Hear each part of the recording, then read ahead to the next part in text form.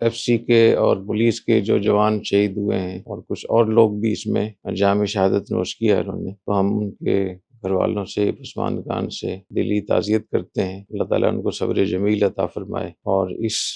صدمے کو برداشت کرنے کی ہمت دے، اللہ تعالیٰ ان کے دلوں کو تھام لے۔ اور میں یہ بھی ساتھ میں بتانا چاہتا ہوں کہ جہاد اور شہادت فی سبیل اللہ یہ بہت بڑا رتبہ ہے اللہ تعالیٰ کے ہاں، اور ہمارے دین میں سب سے بڑا اگر کسی چیز کا اجر ہے ایمان کے بعد وہ جہاد اور شہادت فی سبیل اللہ۔ حدیث شریف میں آتا ہے کہ شہید کو 6 امتیازات اللہ تعالیٰ عطا فرماتے ہیں۔ ایک کے خون کا پہلا قطرہ جب گرتا ہے اسی سے اس کی مغفرت اور بخشش ہو جاتی ہے۔ اس کا ٹھکانہ آخرت میں جو جنت کا اس کا گھر، اس کی رہائش، وہ اس کو دکھا دی جاتی ہے کہ آپ یہاں آ رہے ہیں، اور جو تکلیف بظاہر محسوس ہوتی ہے تو وہ وہاں جانے کے لیے تڑپ رہا ہوتا ہے، اور قبر کے عذاب سے شہید کو اللہ تعالیٰ محفوظ فرماتے ہیں۔ قیامت کے دن جو گھبراہٹ ہوگی، فزع اکبر، اللہ تعالیٰ اس سے ان کو محفوظ رکھیں گے۔ قیامت کے دن اللہ تعالیٰ شہید کو ایک تاج پہنائیں گے جو عزت کا اور شرافت کا تاج ہوگا، اور وہ اتنا قیمتی ہوگا کہ اس میں سے ایک موتی، الیاقوتۃ منہا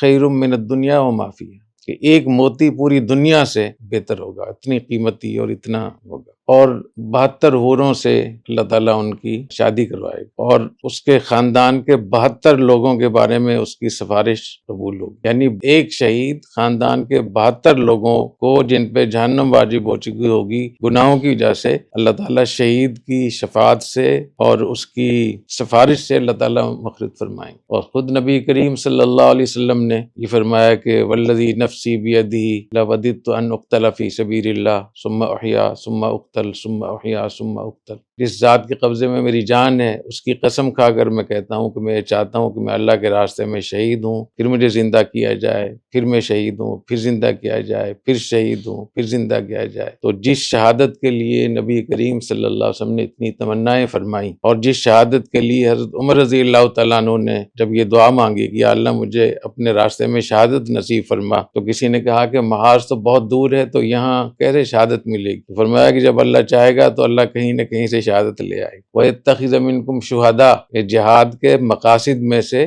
شہید ہونا خود مقصد ہے، جان دینا اور جان لینا۔ فَيَقْتُلُونَ وَيُقْتَلُونَ إِنَّ اللَّهَ اشْتَرَىٰ مِنَ الْمُؤْمِنِينَ أَنفُسَهُمْ وَأَمْوَالَهُمْ بِأَنَّ لَهُمُ الْجَنَّةَ، اللہ تعالیٰ خریدار ہے مومنین کی جان اور مال کا، اور اس کے بدلے میں اللہ تعالیٰ ان کو جنت دیں گے۔ فَيَقْتُلُونَ وَيُقْتَلُونَ، وہ لوگوں کو قتل بھی کرتے ہیں اور قتل بھی ہوتے ہیں، دشمنوں کو مارتے بھی ہیں، دشمنوں کے ہاتھوں سے شہید بھی ہوتے ہیں۔ تو یہ جہاد کے مقاصد میں سے یہاں تو ہے فَيَقْتُلُونَ وَيُقْتَلُونَ، وہ قتل کرتے ہیں اور قتل ہوتے ہیں۔ اور ایک جگہ ہے مَن يُقَاتِلْ فِي سَبِيلِ اللَّهِ فَيُقْتَلْ أَوْ يَغْلِبْ، تو وہاں شہید ہونے کا ذکر پہلے ہے کہ جو آدمی اللہ کے راستے میں لڑتا ہے پھر وہ شہید ہو جاتا ہے یا غالب آ جاتا ہے۔ علماء نے لکھا ہے اس میں یہ بتایا گیا ہے کہ شہادت جیسے فتح اور جیت مقصود ہے، اور دشمن کو قتل کرنا اور مارنا اور اس کو شکست دینا مقصود ہے، ایسی شہید ہونا بھی مقصود۔ تو شہادت کی اتنی بڑی فضیلت، تو میں ان خاندانوں کو یہ کہنا چاہتا ہوں کہ اتنی بڑی فضیلت اللہ نے آپ لوگوں کو عطا فرمائی۔ پھر بلوچستان میں فتنۃ الخوارج اور فتنۃ الہند، فتنہ ہندوستان، ان دونوں سے لڑ رہے ہیں، اور یہ دونوں جو فتنے ہیں اس کے پیچھے انڈیا ہے، اسرائیل ہے، اور